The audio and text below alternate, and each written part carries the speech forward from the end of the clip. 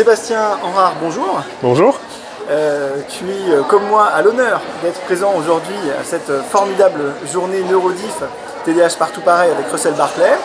Et je voudrais savoir un petit peu de quoi tu vas nous parler, toi, en tant que neuropsychologue. Oui.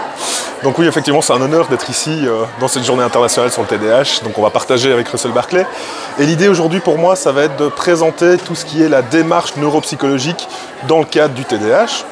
Donc de se poser la question de l'utilité éventuelle, de la plus-value en tout cas, du bilan neuropsychologique dans le cadre d'un TDAH, de savoir à quoi il va servir, notamment pour le suivi des patients, bien plus que pour le diagnostic, parce qu'on sait très bien que le diagnostic est clinique avant tout, mais que dans la démarche du neuropsychologue, l'anamnèse, l'entretien clinique, mais également les entretiens structurés vont être utiles dans cette démarche et vont aboutir effectivement à mieux comprendre notre patient. Est-ce que tu peux par exemple nous donner un exemple très concret de l'apport de la prise en charge neuropsychologique dans l'évaluation mais aussi dans le suivi du patient?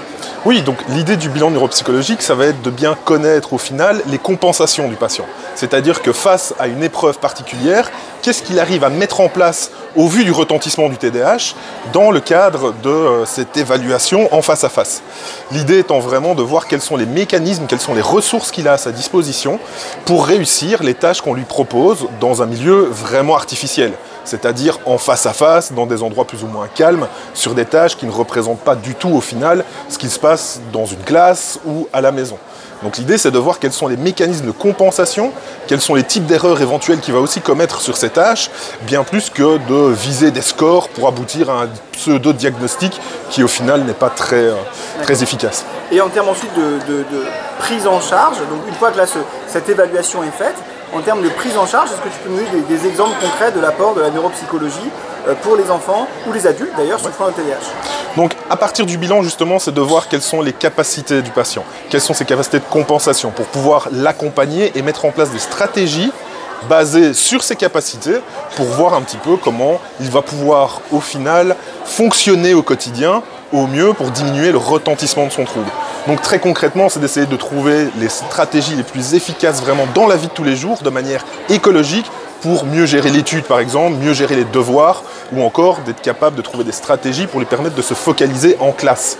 Là, le bilan va nous permettre de faire ça, puisque nous verrons au travers de nos épreuves les différents mécanismes de compensation qu'il est capable d'utiliser. D'accord, donc c'est vraiment une prise en charge qui est extrêmement utile pour une bonne partie des enfants et des adultes souffrant d'un TDAH. Est-ce que toi tu travailles en Belgique? Oui. Est-ce qu'en Belgique il y a un remboursement pour ces soins-là? Alors en Belgique les remboursements sont assez limités. C'est-à-dire que par rapport aux prises en charge ou les séances de bilan, au final, on est, selon les mutuelles sur lesquelles les patients sont, on va être entre 150 et 160 € de remboursement sur 8 séances. Donc on n'a pas beaucoup de remboursement par rapport à ce qu'on fait, mais l'idée est d'élargir aussi ce remboursement à un moment donné. On espère que ça se fera aussi bien pour les parents que pour les patients eux-mêmes pour permettre un accompagnement le plus adéquat possible. Surtout qu'en France, il y a des services comme celui où travaille Nathalie Franck, qui a fait une interview récemment sur la chaîne, où en fait les patients qui rentrent dans ces services-là, publics, ont une prise en charge qui est globale et entièrement remboursée. Et malheureusement, ces services-là sont trop peu nombreux. D'abord, il n'y en a même pas un par région. Et de toute façon, même un par région serait trop peu nombreux pour le nombre de patients que représentent les TDAH. C'est quasiment 5% des enfants, voire même un peu plus selon les études.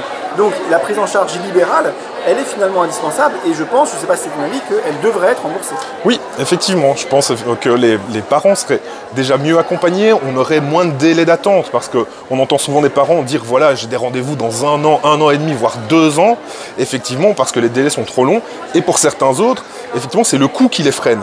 Et ça, c'est vrai que c'est assez compliqué pour eux au vu déjà de toute la charge qu'ils ont au-delà de la simple prise en charge de leur enfant au quotidien, tout ce qu'ils doivent mettre en place. Écoute, merci infiniment pour ta présence, ta participation et pour cette vidéo. Et puis je te dis à bientôt. Oui, à bientôt. Salut.